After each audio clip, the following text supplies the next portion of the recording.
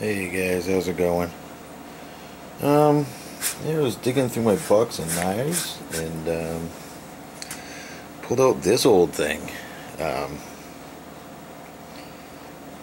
Here's where I failed to do a good history on something because I can't find out any decent information. Um, I'm sure some of you recognize the pattern. There's a lot of companies making this pattern now. Two off the top of my head would be Cold Steel is making one, calling it a Canadian belt knife. Bark River also makes one, calling it a Canadian. I think they just call it the Canadian, I'm not sure. Or maybe they call it something else, but it's the same type of pattern. Except they charge a wicked lot of money for them. But this thing I picked up, ridiculously long time ago at a flea market.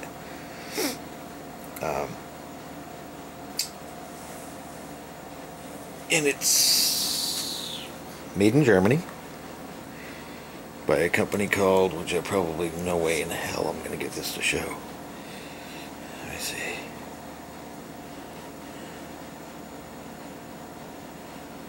Anyway, it's a company called Othello, Solingen, Germany. And they call it the Yukon Hunter. The ATCO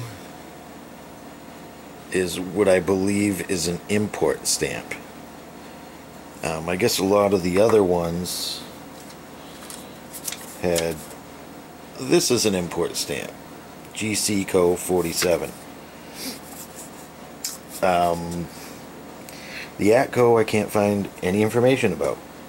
When I have found these knives online, they've had this on them, and they also had rust free, which we know means stainless steel.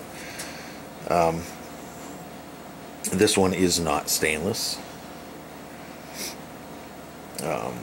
It gets a pretty darn good edge on it. I just cleaned it up a little bit because it was getting a little dark. You can see it's a little shiny now. All the scratches on there, that's the way I got it. I haven't given the knife a lot of use over the years, just kind of held on to it. And look at this. Jimping. Old jimping. As far as I can tell, this is from the 70s at some point. But I've seen so many versions of it. I've seen ones with smaller pins.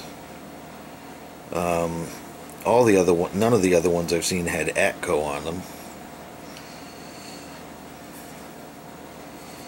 It pretty comfortable.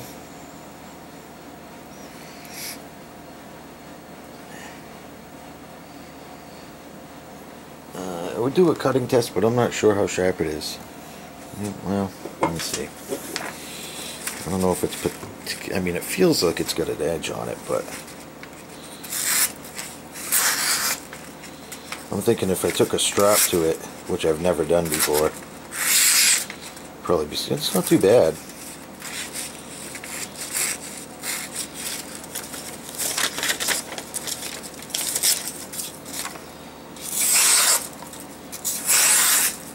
Yeah, it's not too bad. I think I could get it sharper though.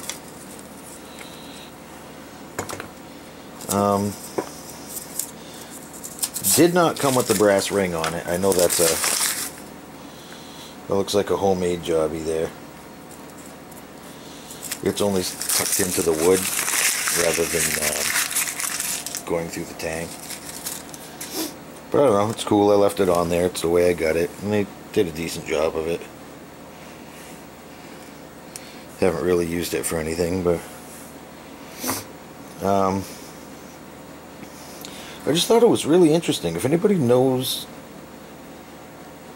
anything about these, from what I could tell from the Othello company, I guess I've seen in my research some switchblades, some folding knives, some Bowie style knives, and I guess they did customs that were rather expensive. At least this is what I've been able to find out. I haven't been able to get much information at all. The sheath is not original to it. That was something that I had gotten, I don't remember. I got it with a knife order from some company as like a bonus. Just here, have a free sheath. So this fit into it rather well.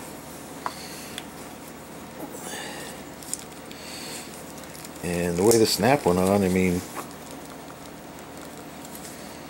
it doesn't go anywhere. So worked out pretty nice for it. So there it is, the Yukon Hunter from Othello Knives in Germany. Anybody can tell me anything more about it? I would love to hear it, because I've always loved the knife. The first knife I've had with jimping. Why am I making a big deal out of jimping? Well, there's a guy out there who claims that nobody's ever spoken of jimping before he did. And I'm sure y'all probably know who it is. But I've had this knife for, I don't know, better than 20 years now, and I was talking about jimping way back when I got it. Alright, maybe not in a public forum, but to everybody I knew that I showed the knife to, made it a point to talk about that neat jimping. Which isn't a particularly grippy jimping, but I don't know, it does provide a certain comfort. I mean, obviously it's a game knife. You know, butchering, skinning, whatever.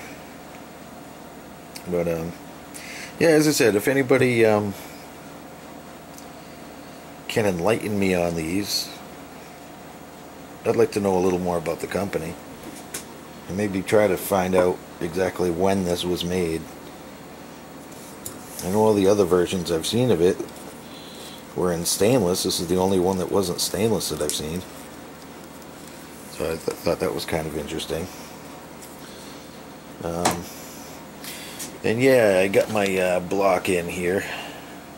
Figured I'd try it out for a little knife thing. And of course my accompanying little ninja watching the goings on. But I was gonna sand this all down, but really I'm not so sure now. These cuts in here from the chainsaw are pretty deep. I think that's like gonna be hellish amount of sanding unless I get a power tool to do it, and I don't think I want to go out and buy a power sander just for this block. Well, I don't know. I may add a little oil to it. Can't say. Don't know. Haven't stabbed anything into it yet. Maybe I should try that. Yep. Oh, poor ninja. There you go. Well, this thing leaves a big hole. Get that piece of crap out of the way. So, anyway, there it was, guys. Let me know what you think. And like I said, if anybody can find out anything about one of those, I'd love to hear it. Hear about it. So, yeah, I guess that's it. Take care. Have a great one, and see you soon. Laters.